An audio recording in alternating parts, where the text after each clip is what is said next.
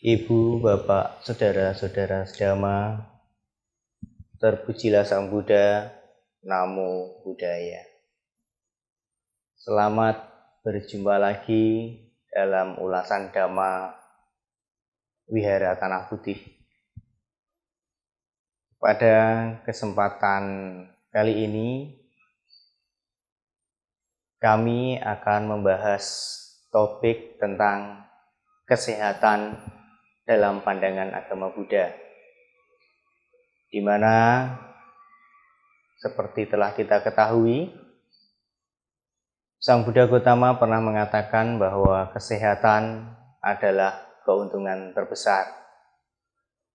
Seperti apa lebih jelasnya, nanti kita akan dengarkan uraian secara lebih terinci yang akan disampaikan oleh Yang Mulia Bhikkhu Tejanando. Kami persilahkan, Bante. Baik, Bapak Ibu, saudara-saudara Dhamma yang berbahagia, selamat malam pada kesempatan malam hari ini dengan topik yang kita bahas tentang kesehatan menurut pandangan agama Buddha. Bapak Ibu Saudara, kalau kita melihat lebih jauh bahwa kesehatan merupakan satu kebutuhan yang sangat vital di dalam kehidupan kita. Dan tentunya Bapak Saudara, kesehatan merupakan satu hal yang sangat penting untuk menunjang di dalam hal apapun, baik itu secara spiritual maupun hal-hal yang bersentuhan dengan duniawi. Kesehatan bisa diibaratkan seperti keuntungan, seperti apa yang dijelaskan oleh Sang Buddha. Bapak Ibu Saudara, kalau kita boleh mencontohkan satu hal tentang kesehatan, mengapa disebut kebutuhan yang sangat vital? Karena kesehatan satu hal yang memang sangat dominan di dalam kehidupan kita ini. Kalau kita misalnya satu saat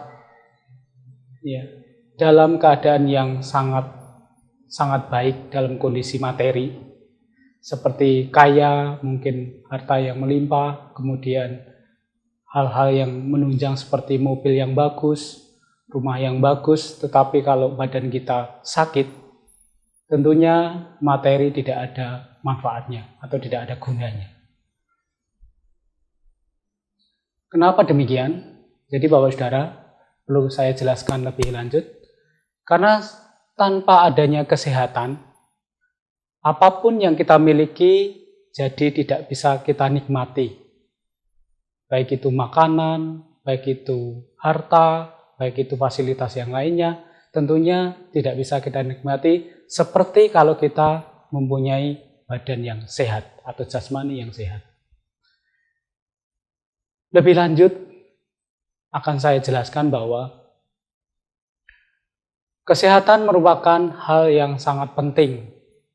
Karena dengan badan yang sehat, tentunya kita akan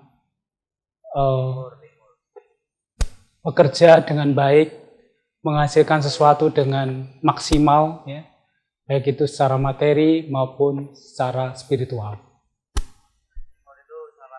Di dalam agama Buddha atau di dalam Buddhism dijelaskan bahwa Sang Buddha menjelaskan dalam Anguttara Nikaya, yaitu ada satu bahasan tentang di mana kesehatan merupakan satu hal yang sangat penting dalam kehidupan ini. Di sana dijelaskan, Bapak Ibu Saudara, sebagai berikut. Jadi ada 5 hal yang sangat penting untuk menunjang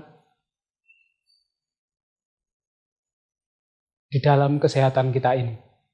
Baik itu secara spiritual atau batin, dan secara duniawi atau materi. Bapak Saudara, saya akan jelaskan tentang 5 poin tersebut, yaitu yang pertama adalah tahu caranya membuat batin tenang. Itulah hal yang pertama. Kemudian yang kedua adalah tahu mengukur keinginan sesuai dengan kemampuan kita. Dan yang ketiga adalah tahu makanan yang sesuai atau yang cocok dengan jasmani atau badan kita. Kemudian yang keempat adalah tahu caranya meminit waktu atau mengatur waktu, ya, sehingga kita bisa hidup disiplin sesuai dengan harapan kita tentunya. Dan yang terakhir adalah tahu caranya mengendalikan indria-indria kita. Itulah satu hal yang perlu kita bahas pada malam hari ini, yang tentunya kiat hidup sehat menurut agama Buddha. Dan lebih lanjut, saya akan jelaskan satu persatu mengenai hal tersebut. Hal yang pertama adalah bagaimana kita tahu caranya membuat batin tenang.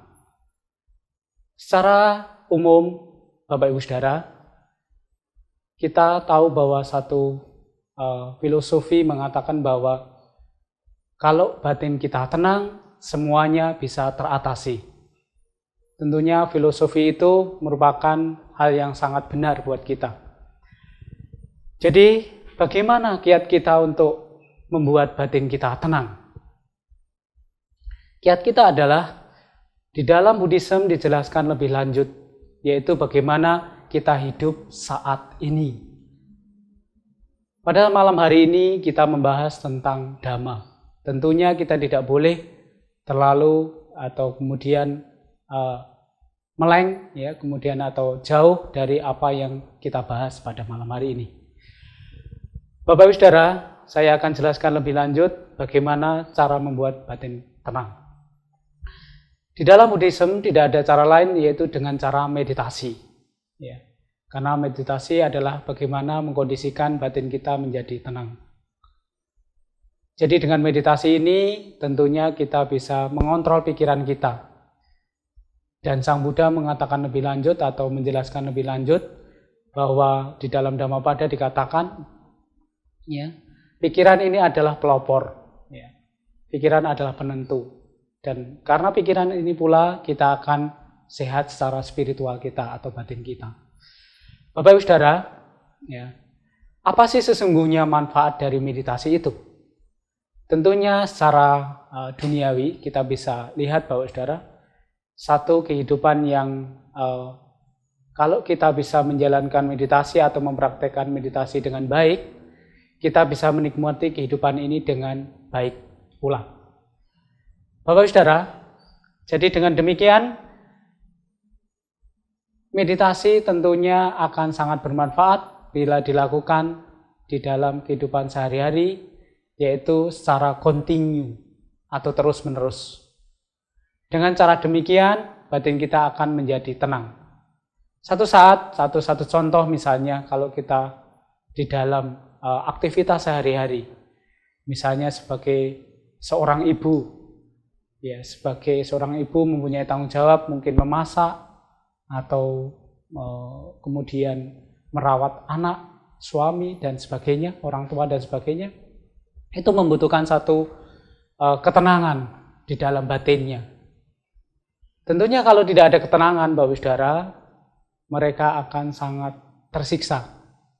Karena semua pekerjaan itu akan sia-sia. Baik itu merawat suami, baik itu merawat anak-anak maupun orang tua, tentunya akan sangat tidak maksimal hasilnya. Jadi, ya, meditasi adalah sangat bermanfaat di dalam kehidupan kita ini. Dan kalau kita bahas lebih jauh tentang meditasi, saudara-saudara, apa sih manfaatnya? Manfaatnya sangat besar, kontribusinya sangat besar. Ada beberapa umat kita atau saudara-saudara kita umat Buddha yang telah membuktikan secara jelas, yaitu di mana ada satu saudara kita, ya, satu saat menderita lupus karena dia rajin meditasi, rajin berbuat baik, sehingga penyakitnya itu akan kemudian menjadi sembuh, ya. Dan itulah manfaat yang bisa kita rasakan. Dan di dalam kehidupan sehari-hari, ya, dengan meditasi kita bisa lebih menghargai kehidupan. Karena dengan meditasi kita akan mengalahkan ego kita, yaitu kesombongan kita, di mana kita bisa melihat bahwa satu hal itu adalah orang-orang itu adalah sama dengan kita juga. Ya, tidak jauh berbeda seperti apa yang kita bayangkan sebelumnya. Karena dengan meditasi ini ya, kita bisa mencapai ketenangan, bisa merealisasi kehidupan ini dengan baik ya. Kemudian bisa memperoleh kebahagiaan di dalam kehidupan kita. Dan akan saya lanjutkan, saudara-saudara ya, akan membahas poin yang kedua, yaitu bagaimana kita tahu mengukur keinginan sesuai dengan kemampuan kita. Tentunya Bapak Ibu Saudara, kita tahu bahwa keinginan menurut Buddhisme adalah sumber dari penderitaan. Bagaimana kita mengetahui hal itu? Ya. Karena Sang Buddha mengatakan lebih jelas ya, bahwa banyak keinginan adalah banyak penderitaan. Jadi bagaimana kiat bahagia supaya kita bisa mengetahui apa keinginan sesuai dengan kemampuan kita? Sang Buddha mengatakan lebih lanjut bahwa jadi dengan sedikit keinginan, sedikit kebutuhan, tentunya kita akan hidup bahagia.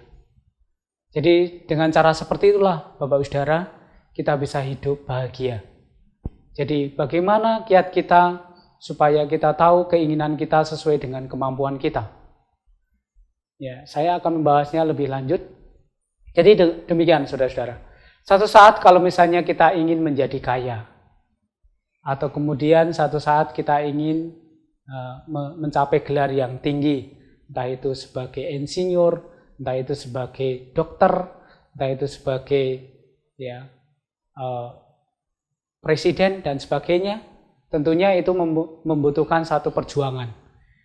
Dan kita harus bertanya, apakah kita mampu?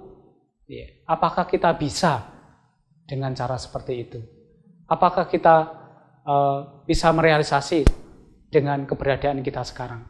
Itu yang perlu kita pertanyakan di dalam diri kita masing-masing. Jadi dengan demikian, Bapak Ibu Saudara, marilah kita ketahui apa ya sesungguhnya kemampuan kita, sejauh mana kemampuan kita bisa meraih cita-cita itu. Saya akan memberikan contoh-contoh, Bapak Ibu Saudara, seperti halnya kalau orang yang belum mendapatkan pasangan. Ya. Hal ini tentunya kadang-kadang orang mempunyai satu idealisme sendiri. Satu saat mungkin ingin mempunyai pasangan yang seperti apa yang dia inginkan. Tapi kadang-kadang dia tidak bertanya pada diri sendiri, apakah saya pantas? Apakah saya bisa? Itu hal yang kadang-kadang ya diabaikan oleh kita semua. Jadi saudara-saudara, yang perlu kita ketahui di sini, kalau satu saat kita ingin mempunyai atau memiliki jodoh yang sesuai, ya, kita tidak boleh terlalu idealis. Ya.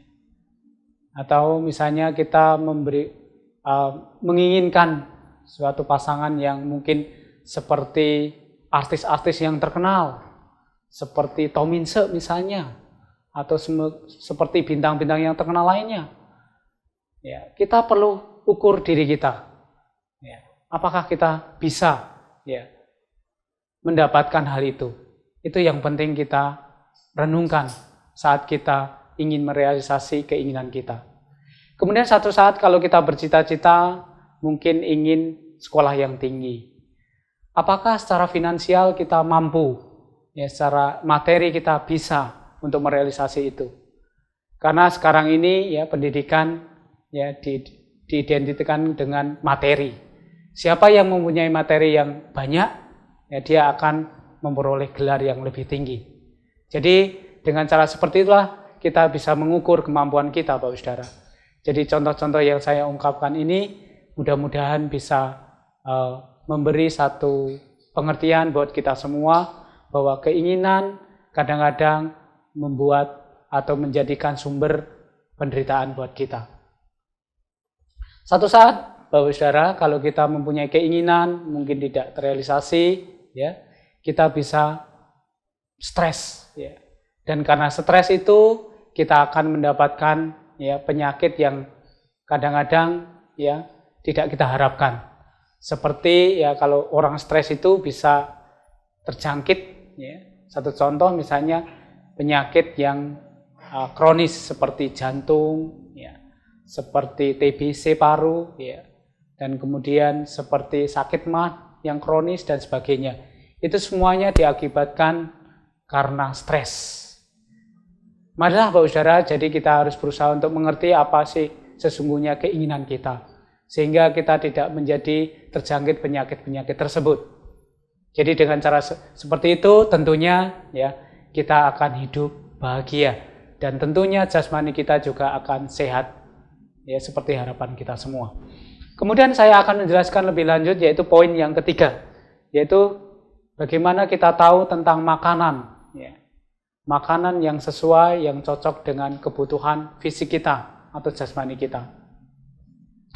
Jadi Bapak Saudara, perlu kita ketahui bahwa makanan sekarang ini adalah banyak mengandung ya zat-zat kimia. Ya, seperti ya contohnya seperti zat pewarna. Ya mungkin ya makanan sekarang bisa dibikin dari pewarna pakaian. Atau kemudian satu contoh lagi seperti kimia-kimia yang lain seperti bakso yang kemudian membawa atau diberi pengawet seperti pengawet mayat dan sebagainya. Itu tentunya kita harus selektif tentang makanan ini Bapak Saudara. Karena dengan makanan ini ya kita kalau tidak bijaksana kita akan terjangkit penyakit. Jadi ya kita harus tahu makanan yang sesuai, yang cocok dengan kebutuhan jasmani kita. Seperti apakah makanan yang cocok dan sesuai itu? Tentunya kita harus mengukur ya bahwa kalau ya makanan itu adalah satu hal yang sangat vital atau kebutuhan yang sangat vital buat kita semua. Dan tentunya kita tidak boleh makan sembarangan. Ya, seperti mungkin makan yang tentunya ya menyebabkan kita menjadi terjangkit penyakit ya yang mengandung kimia tersebut. Jadi dengan cara seperti inilah Bapak Saudara ya kita harus tahu ya makanan seperti apakah yang cocok dan yang sesuai. Tentunya Bapak Saudara kita perlu ketahui bahwa makanan yang cocok adalah bagaimana makanan yang pokok seperti 4 sehat 5 sempurna. Di sini tidak harus mewah atau kemudian siap santap atau siap saji. Tapi kita harus tahu bagaimana makanan itu bermanfaat untuk jasmani kita. Itu yang penting kita ketahui. Dan tentunya banyak kita ketahui lewat misalnya iklan-iklan di televisi dengan makanan-makanan yang siap saji itu banyak mengandung risiko seperti obesitas, ya, kemudian seperti bisa mengakibatkan asam urat, kemudian kolesterol dan sebagainya. Itu perlu kita waspadai Bapak Saudara. Karena makanan-makanan tersebut ya bisa mencelakakan kita semua. Jadi perlu kita ketahui bahwa makanan adalah satu hal yang sangat vital bagi kehidupan kita. Dan tentunya ya ada satu hal yang perlu kita renungkan bahwa sesungguhnya di dalam filosofi ya dikatakan ya filsuf mengatakan bahwa kalau kita makan bukan enaknya makanan, tetapi bagaimana kita enak makan. Itu yang penting kita renungkan. Karena dengan makanan itu kita bisa ya merenungkan bahwa makanan adalah satu kebutuhan buat jasmani kita. Sehingga makanan tidak harus berlebihan atau sangat kekurangan sekali. Satu contoh misalnya kalau kita misalnya lagi diet. Ya. Diet yang terlalu ekstrim bisa mengakibatkan penyakit yang sangat kronis. Misalnya kurang gizi dan sebagainya. Kurang vitamin dan sebagainya. Nah, itu perlu kita waspadai Bapak Saudara. Kemudian makanan yang berlebihan juga akan menimbulkan penyakit, ya, misalnya kekenyangan, kemudian perut jadi sakit dan sebagainya. Dan perlu kita ketahui bahwa jasmani ini adalah sumber atau sarang dari penyakit. Jadi perlu kita ketahui, perlu kita berpikir secara bijaksana bahwa makanan adalah kebutuhan buat jasmani kita. Sehingga dengan cara seperti itu kita bisa mengukur ya bahwa kalau perut kita sudah kenyang, cukup. Sehingga kita tidak akan terjangkit penyakit yang seperti tidak kita harapkan. Kemudian saya akan menjelaskan lebih lanjut, ya, Bapak Saudara, ya, tentang bagaimana kita memanage waktu, ya, atau mengatur waktu, ya, untuk hidup kita ini. Jadi kita perlu mengatur waktu supaya kita hidup kita ini menjadi lebih teratur, lebih disiplin, sehingga apa yang kita inginkan bisa terrealisasi dengan baik. Di dalam Dhamma dijelaskan bahwa saudara, waktu itu dibagi menjadi 4, ya. Yaitu yang pertama adalah waktu untuk diri sendiri, ya. Itu yang pertama. Dan yang kedua adalah waktu untuk keluarga. Nah, itu ya sangat penting. Kemudian yang ketiga adalah waktu untuk bermasyarakat atau bersosialisasi. Ya, kemudian yang keempat atau yang terakhir adalah waktu untuk spiritual. Jadi di dalam Dhamma dijelaskan seperti itu. Dan perlu saya bahas lebih lanjut, ya, tentang waktu ini adalah bagaimana cara memanage waktu supaya waktu itu berjalan, ya, atau kemudian bisa kita gunakan seefektif mungkin. Jadi yang pertama adalah waktu untuk diri sendiri, ya, untuk pribadi kita. Tentunya Bapak Saudara, kita mempunyai kebutuhan-kebutuhan mengenai waktu ini secara pribadi. Misalnya waktunya makan, kita harus juga makan. Ya, satu contoh. Dan contoh yang lainnya ya adalah waktunya istirahat, kita juga harus istirahat. Itu juga perlu kita penuhi. Kalau kita misalnya tidak memenuhi hal itu, tentunya penyakit juga akan datang. Entah itu sakit fisik maupun sakit secara mental. Jadi Bapak Saudara, ya, perlu kita ketahui bahwa waktu untuk pribadi, untuk diri sendiri ini sangat penting. Ya, jadi perlu kita ketahui seperti makan, minum, ya, kemudian untuk buang air, ya, kemudian untuk istirahat dan sebagainya perlu kita ketahui. Dan itu memang satu kebutuhan buat hidup kita ini. Kemudian saya akan menjelaskan lebih lanjut tentang bagaimana waktu untuk keluarga. Ya, yang kedua, yaitu kita perlu mengetahui Bapak Saudara, apalagi kalau kita hidup di kota. Banyak orang kadang-kadang kehilangan waktu untuk keluarga. Ya. Kadang-kadang, ya, di dalam kehidupan keluarga, sebagai seorang atau sebagai keluarga yang hidup di kota, itu waktu itu sangat berharga. Apalagi kalau orang itu gila dengan harta, sehingga waktu itu tidak bisa diharapkan untuk bagaimana berkumpul dengan keluarga. Perlu saya jelaskan lebih lanjut, Bapak Saudara, bahwa kita bekerja selama 6 hari. Dan tentunya 6 hari itu banyak menyita waktu kita. Ya. Baik itu secara secara pekerjaan maupun secara pribadi kita. Jadi kadang-kadang kita tidak ada waktu untuk keluarga kita. Jadi bagaimana kita berusaha untuk mengkondisikan supaya kita satu saat, ya, atau satu hari, ya, atau di dalam seminggu itu kita ambil satu hari untuk keluarga kita. Ya. Jadi kita harus berusaha untuk mengkondisikan, ya, dalam seminggu itu satu hari untuk keluarga.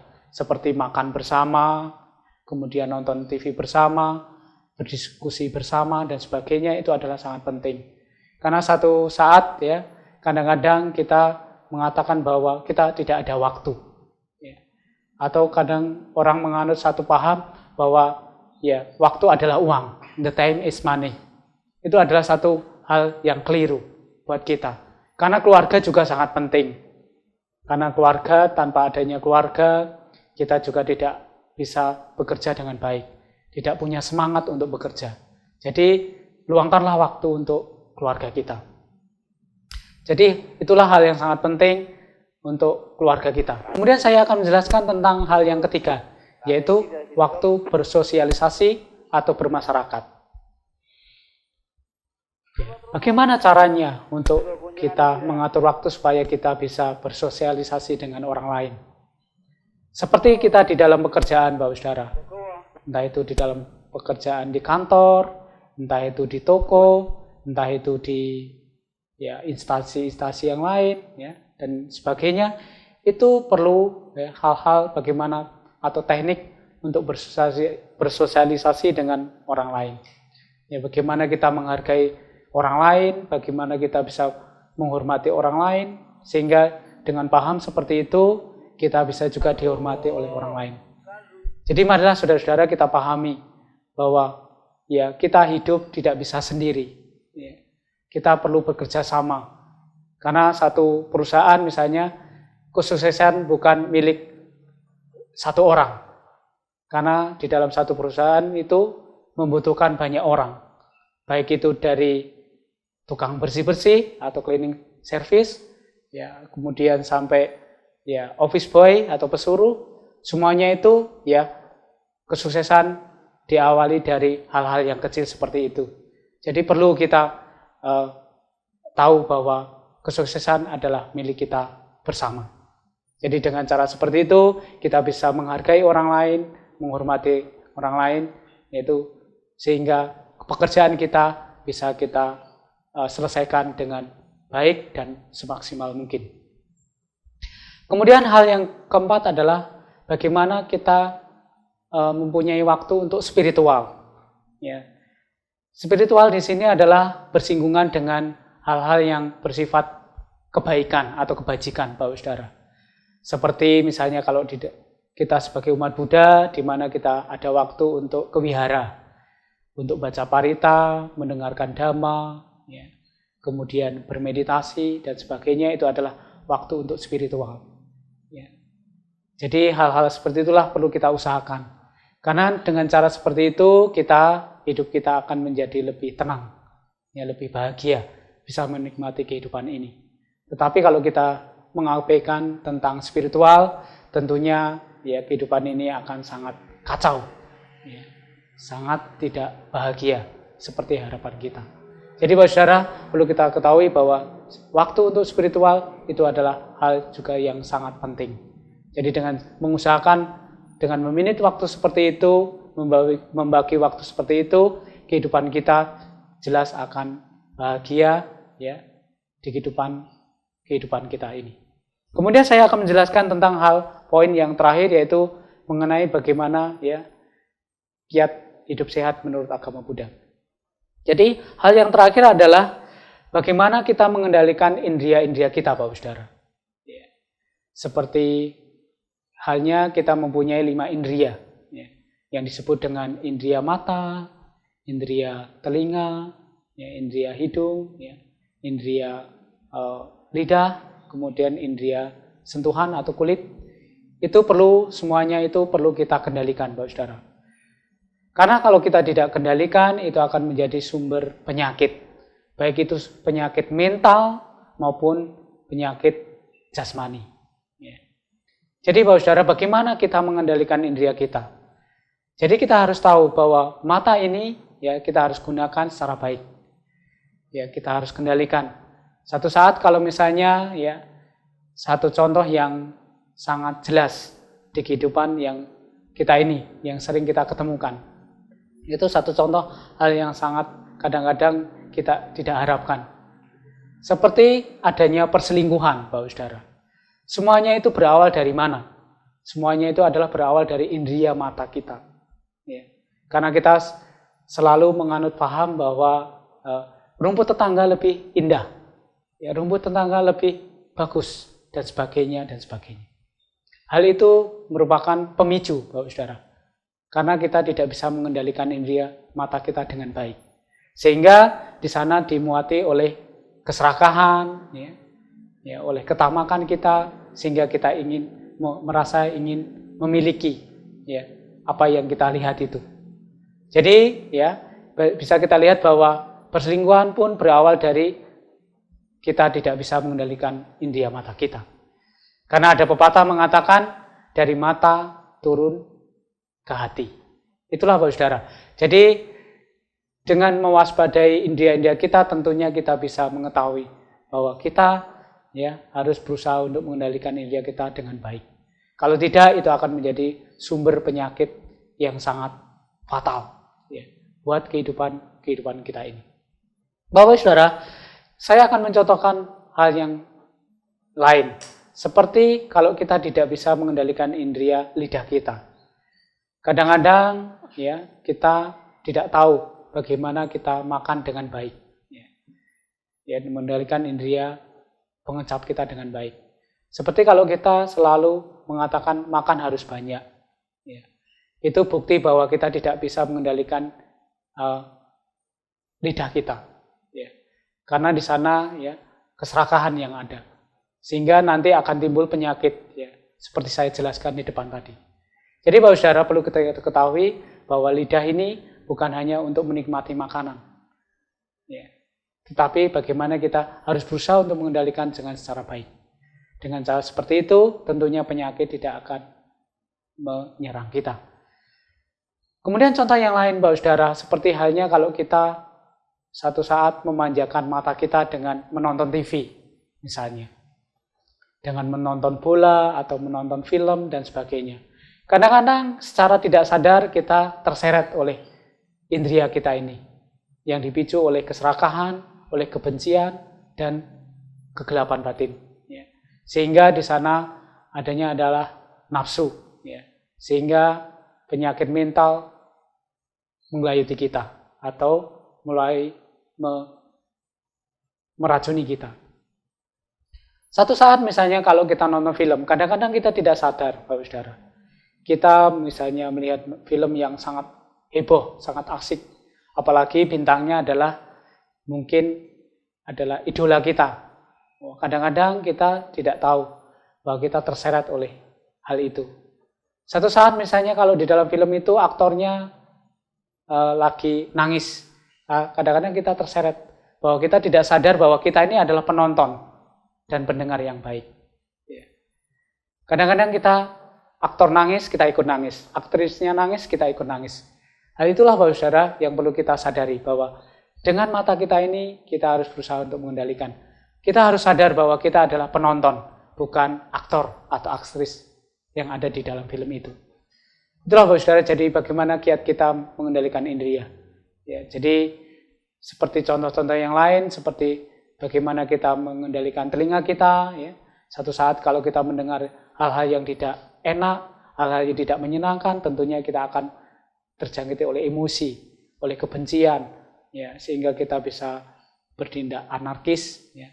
Bahkan mungkin kejahatan-kejahatan sekarang ini ya dipicu oleh bagaimana mereka tidak bisa mampu atau tidak mampu mengendalikan indera dengan baik. Boleh saya jelaskan lebih lanjut, Bapak Saudara, ya. Satu contoh misalnya di negara kita ini sekarang ya adalah negara yang berkembang, di mana ya agama adalah satu kebutuhan yang sangat vital. Tapi di satu saat ya ada kejadian yang sangat memperhatikan buat kita, di mana orang banyak ya dikatakan ya mempunyai spiritual yang maju, kemudian mempunyai keberagaman yang baik, tetapi mereka juga ya rajin juga berbuat jahat. Ya. Satu contoh misalnya ya satu saat ada hal yang saya ketemui ya di dalam kehidupan sehari-hari. Ya. Satu contoh ada umat yang mengatakan, Bante, ya, saya ini ya ke wihara, ya, kemudian tapi kegiatan-kegiatan saya ini bertentangan dengan wihara, Bante. Bagaimana kiat atau bagaimana caranya atau bagaimana solusinya supaya saya bisa tidak bertentangan dengan hal tersebut? Kemudian saya berikan satu solusi, Bapak Saudara. Kalau Anda ya, kemudian satu saat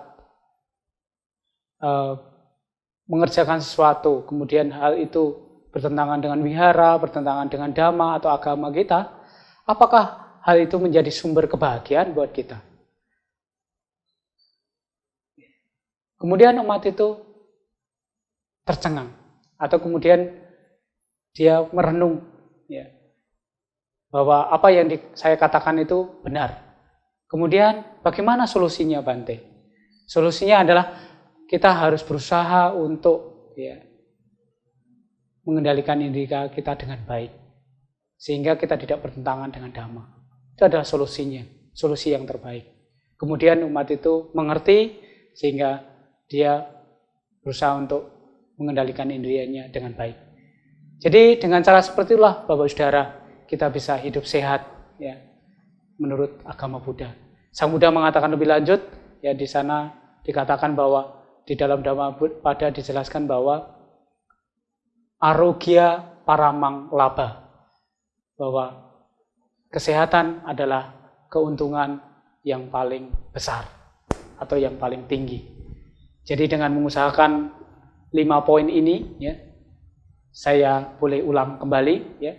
Jadi yang pertama adalah bagaimana kita membuat batin kita tenang, kemudian bagaimana kita mengukur keinginan sesuai dengan kemampuan kita, kemudian yang ketiga adalah bagaimana kita tahu makanan yang sesuai, yang cocok dengan jasmani kita, ya. Kemudian yang keempat adalah bagaimana kita memanage waktu, mengatur waktu, kemudian yang terakhir adalah bagaimana kita mengendalikan indria-indria kita. Itulah kunci atau kiat bagaimana hidup sehat menurut agama Buddha. Demikian. Ya, terima kasih Bante, sangat jelas dan sangat detail sekali pembabaran yang Bante sampaikan. Tapi mungkin begini Bante, ada beberapa pertanyaan yang dari tadi sudah mulai mengganjal di hati ini Bante, pengen segera tahu jawabannya bagaimana. Tadi Bante jelaskan tentang menjaga ketenangan Bante yang pertama ya. Itu kan ada anggapan bahwa tadi Bante katakan kalau tidak salah dengan tenang seseorang bisa menjadi sehat ya, batinnya tenang, jasmaninya bisa menjadi sehat. Sementara di satu sisi ada yang mengatakan bahwa berolahraga itu menjadi sehat. Padahal bermeditasi itu kan bukan olahraga Bante, ini kan olah batin. Nah ini apakah ada yang keliru atau tidak Bante? Nah, apakah hubungannya olahraga dengan meditasi? Ada atau tidak Bante? Karena kan orang mungkin secara awam Bante yang melihatnya apa sih hubungannya meditasi dengan kesehatan? Tadi Bante jelaskan dengan detail bahwa dengan pikiran ini dan sebagainya. Tapi kemudian ada yang bilang olahraga dengan bergerak akan menjadi sehat. Apakah juga bisa dikatakan bahwa meditasi itu sama dengan olahraga gitu Bante? Jadi begini ya Mas Ripto ya. Jadi perlu saya jelaskan ya apa yang pertanyaan yang Mas Ripto sampaikan. Apakah meditasi berhubungan dengan kesehatan ya? Jadi demikian. Jadi saya perlu jelaskan ya. Satu saat saya bertemu dengan seorang psikolog ya. Kemudian sekaligus juga dia seorang dokter. Satu saat saya ketemu di Thailand ya. Di dalam perjalanan di Thailand, satu saat saya ketemu, kemudian saya tanya ya, kepada psikolog itu. Kemudian saya tanya demikian, apa sih sumber dari penyakit itu, dokter? Ya. Kemudian psikolog itu menjawab bahwa sumber penyakit itu adalah mental, Bante. Karena kebetulan dia adalah seorang Buddhis, ya, dia menjawab demikian. Kemudian saya pikir-pikir, oh betul juga ya. Kalau karena dengan pikiran kita yang tidak sehat, atau kemudian satu saat kemudian kita mungkin mengalami stres, depresi, ya, kemudian kita akan merasakan bahwa kehidupan kita menjadi tidak bahagia. Sehingga dengan cara seperti itu, tentunya ya penyakit-penyakit itu akan muncul. Seperti kalau kita misalnya satu saat mungkin lagi marah ya. Satu saat kita tidak sadar bahwa kerja jantung kita ini sangat hebat ya. Sehingga ya sangat kuat sekali. Sehingga satu saat akan menjadi satu pemicu bahwa dengan kemarahan kita itu ya, dengan stres kita itu, kita ya tidak sadar bahwa kita akan terjangkit penyakit jantung. Ya, seperti itu Mas Ripto. Kemudian contoh lain misalnya satu saat kalau kita mungkin sedang mengalami depresi, entah itu dengan adanya masalah putus dengan pasangan atau pasangan yang selingkuh dan sebagainya, kemudian persoalan-persoalan rumah tangga, kemudian persoalan dengan pekerjaan, hal itu juga akan menjadi satu pemicu buat penyakit itu akan datang. Seperti satu saat dengan satu contoh misalnya dengan kondisi yang stres itu, ya, kemudian kita tidak tenang, kemudian lupa makan, lupa istirahat dan sebagainya, sehingga satu saat kita disadari bahwa kita kelamaan akan terjangkit penyakit mah dan sebagainya. Itulah yang perlu kita ketahui bahwa memang sesungguhnya meditasi adalah hal yang sangat penting, karena seperti Mas Rito katakan tadi bahwa olahraga batin, ya. Jadi olah batin memang betul. Tapi apakah hubungannya dengan olahraga fisik begitu?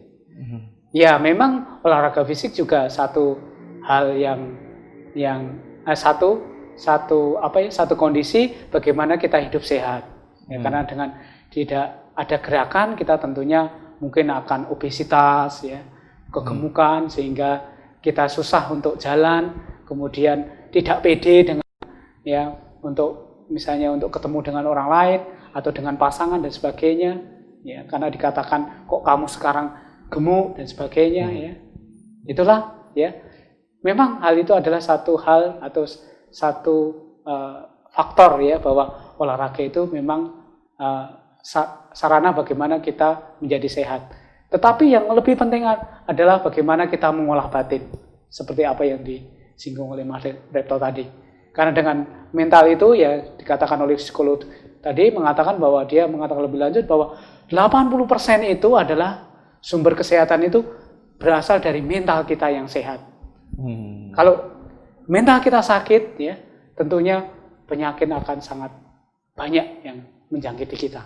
Ya, seperti saya contohkan tadi, ada jantung, ada MAH, ya, kemudian TBC paru dan sebagainya, ya. Kemudian mungkin akhirnya menjadi kurus, ya, dan sebagainya, sehingga aktivitas kita menjadi tidak berjalan seperti biasa. Seperti itu, Mas Ripto. Iya.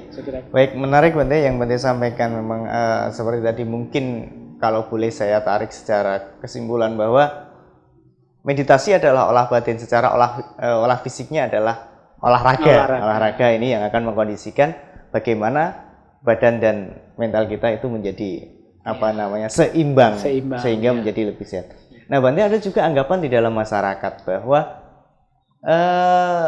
untuk hidup sehat kita harus vegetarian. Nah, ini sangat banyak dianut oleh sebagian dari pengikut Buddha juga. Nah, apakah memang demikian atau juga itu salah satu sarana seperti yang tadi Bante katakan? Iya. Jadi begini, ya, Mas Rito, ya. Saya jelaskan bahwa jadi vegetarian adalah salah satu faktor, ya, bagaimana kita hidup sehat. Karena dengan cara seperti itu, ya, mungkin ada yang mengatakan satu hal, mungkin mengatakan saya ingin mengembangkan meta secara spiritual begitu. Kemudian ada juga yang mengatakan bahwa saya ingin hidup sehat, ya. Karena dengan cara seperti itu, ya, selain tidak membunuh juga, misalnya, yang dia katakan juga mungkin, ya, secara alamiah mungkin atau secara alami, ya, dia akan makan makanan yang tidak mengandung risiko, seperti misalnya harus menyakiti, harus kemudian misalnya mengandung lemak tak jenuh, atau kemudian berhubungan dengan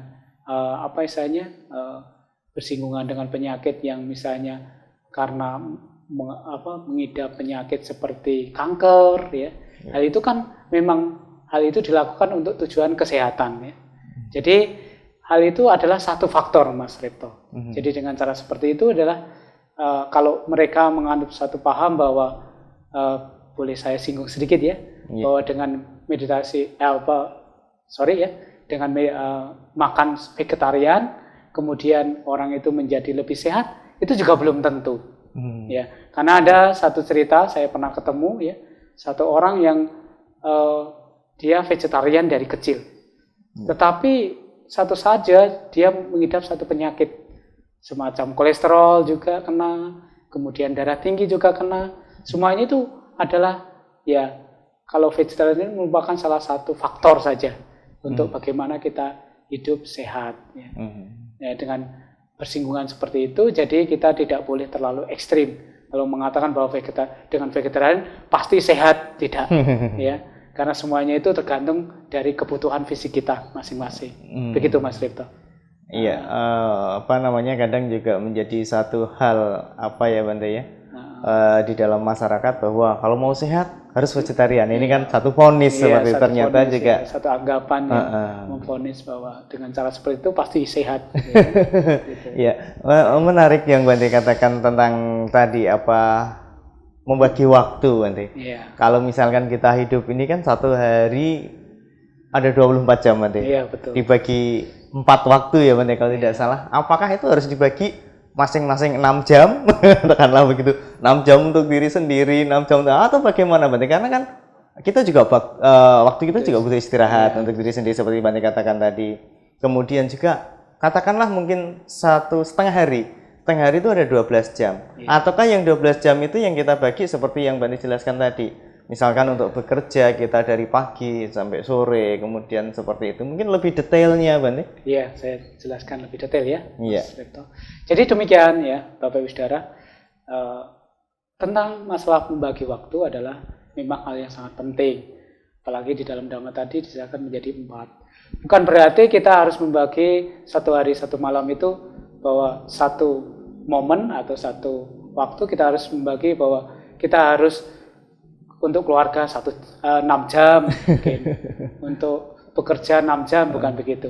Tetapi bagaimana kita mengatur sesuai dengan kebutuhan ya, atau sesuai dengan tuntutan ya. Misalnya di mana kita harus istirahat ya, di mana kalau dokter menyarankan bahwa ya kalau ingin hidup sehat ya, kita harus beristirahat selama 8 jam ya. Begitu ya, Mas. Ya, kemudian dalam kerja pun begitu, bahwa 1 hari ya itu kita bekerja entah itu di satu instansi atau di satu perusahaan atau di mana mereka bekerja dituntut 8 jam untuk bekerja. Lah sisa waktu itulah yang kita bagi, misalnya untuk keluarga ya, untuk bersosialisasi ya, untuk ya kemudian spiritual. Kemudian untuk diri sendiri dan sebagainya, itu kan semuanya itu merupakan akumulasi dari semuanya itu. Jadi tidak harus kemudian kita membagi waktunya sedetail mungkin. Apakah harus begitu kan tidak. Tentunya itu ada sesuai dengan kebutuhan kita, Mas Ripto. Antara seperti satu itu. Orang dengan yang lain tentunya berbeda ya. Antara Mas Ripto dengan saya mungkin berbeda. Karena Mas Ripto sebagai umat awam, saya sebagai biku kan berbeda. Waktu membaginya juga berbeda.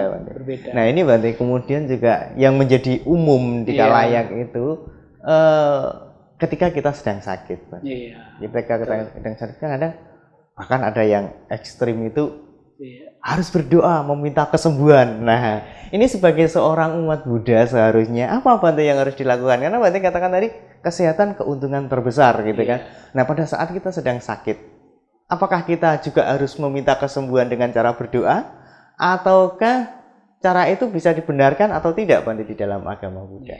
Saya jelaskan ya Mas Ripto ya. Apakah dengan misalnya ketika kita menyandang penyakit, apakah dengan cara berdoa kita kemudian dibenarkan gitu ya? Jadi menurut Buddhisme sendiri bahwa bagaimana supaya hidup sehat ya tentunya kita harus tahu bahwa ketika kita sakit kita harus tahu bahwa diri kita sakit ya. Sehingga ya yang sakit kan fisik ya. Sang Buddha mengatakan lebih lanjut bahwa kalau kita ingin balance, seimbang, jadi kita harus tahu bahwa diri kita tahu bahwa diri kita ini sakit, tapi yang sakit adalah fisik ya, bukan mental. Jadi Sang Buddha mengatakan lebih lanjut demikian. Anda boleh sakit secara fisik, tapi mental jangan ikut sakit. Itu yang penting. Karena dengan kadang-kadang ya, satu contoh misalnya orang itu karena tidak tahan menyandang penyakit sehingga ingin cepat mati. Kok tidak sembuh-sembuh, kemudian dia mengklaim dirinya bahwa wah kalau begini mati saja, mungkin masalahnya selesai kan begitu. Tapi menurut Buddhisme tidak dibenarkan itu untuk berdoa meminta, entah itu kepada Sang Buddha sendiri atau kepada. Yang bisa membuat semua adalah bagaimana kita bisa menerima sakit itu. Karena kita tahu bahwa sakit itu adalah hal yang alami. Semua orang juga mengalami. Sang Buddha sendiri juga mengalami. Kita harus sadar hal itu. Dengan cara seperti itu, ya sehingga rasa sakit itu akan berkurang. Gitu Mas Tirto. Menerima kenyataan, bahwa memang fisik ini adalah tempatnya sakit. Dan setiap orang, bahkan makhluk suci pun juga bisa mengalami sakit. Baik Bante, yang kita bahas sangat menarik sekali. Tetapi sebelum kita akhiri, Bante, mungkin ada pesan yang ingin disampaikan kepada para para umat Buddha, Bante. Jadi pesan saya ya kepada umat Buddha sekalian. Jadi marilah kita berusaha untuk hidup sehat. Ya.